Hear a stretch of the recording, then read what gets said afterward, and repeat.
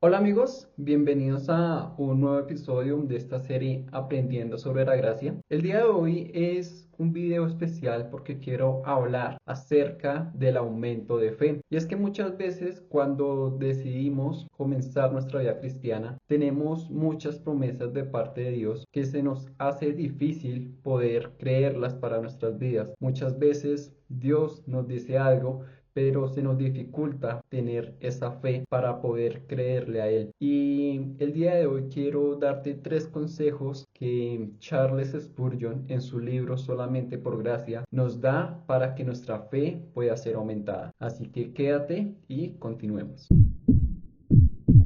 En primer lugar, quiero hablarte, como decía al inicio, hay promesas que se nos hace difícil poder creerle a Dios. Una de ellas se encuentra en el libro de Hechos, capítulo 16, verso 31, que dice, cree en el Señor Jesús y serás salvo tú y tu casa. Muchas veces se nos dificulta creer que nuestra familia va a ser salvada. Y eso es porque vemos la situación en la que se encuentran, la situación por la que estamos pasando, y vemos a través de lo natural y no a través de lo sobrenatural de Dios. Muchas veces simplemente pensamos que es algo imposible. El primer consejo que nos da el pastor Charles Spurgeon es el oír la palabra de Dios. Recordemos que la Biblia dice que la fe es por el oír y el oír por la palabra de Dios. Y esto es un arma que Dios nos da para que podamos reforzar nuestra fe, para que la fe en nosotros crezca. Recordemos que Hebreos 12:2 nos dice, puestos los ojos en Jesús, el autor y el consumador de nuestra fe. Es decir, que cuando ponemos nuestros ojos en Jesús, Él es el que aumenta en nosotros la fe. No somos nosotros a través de nuestros esfuerzos. Y cuando dice la palabra que el oír es por la palabra de Dios, es porque debemos estar constantemente escuchando la palabra de Dios. Cuando escuchamos constantemente acerca de algo, terminamos creyéndose algo. Un ejemplo práctico es cuando escuchamos en las noticias, en la radio, en nuestra comunidad, que la crisis económica está muy difícil y terminamos creyendo que estamos mal cuando la realidad es otra. Asimismo pasa en nuestra vida espiritual. Cuando escuchamos constantemente la palabra de Dios, esas promesas se vuelven una realidad en nuestras vidas y dejamos de caminar en lo natural y empezamos a caminar en lo sobrenatural, porque empezamos a caminar a través de la fe, porque poco a poco esas palabras que escuchamos de parte de Dios, esas prédicas, esas enseñanzas van haciendo que nuestra fe crezca, y cuando nuestra fe crece empezamos a caminar por fe y no por vista. Por eso podemos creer más fácilmente que nuestra familia va a ser salvada, porque Dios tiene un plan de salvación para ellos, y aunque no lo veamos con nuestros ojos naturales muchas veces, es una realidad. Y te invito a escuchar la palabra de Dios para que tu fe pueda crecer día a día. El segundo consejo que nos da allí el pastor Charles Spurgeon para que nuestra fe sea aumentada es escuchar los testimonios. Y es que escuchar testimonios es algo grato para nosotros, porque cuando escuchamos que una persona ha sido sanada de una enfermedad en la que nosotros también estamos pasando, se nos hace más fácil creer que vamos a ser sanados. Cuando escuchamos que Dios hizo algo sobrenatural en la vida de alguien cercano, se nos hace más fácil creer que Dios también puede obrar en nuestras vidas. Y algo increíble es que cuando leemos la palabra de Dios encontramos testimonios allí de personas que vieron la gloria de Dios manifestarse en sus vidas. Vemos a una mujer de flujo de sangre que tenía 12 años con esta enfermedad y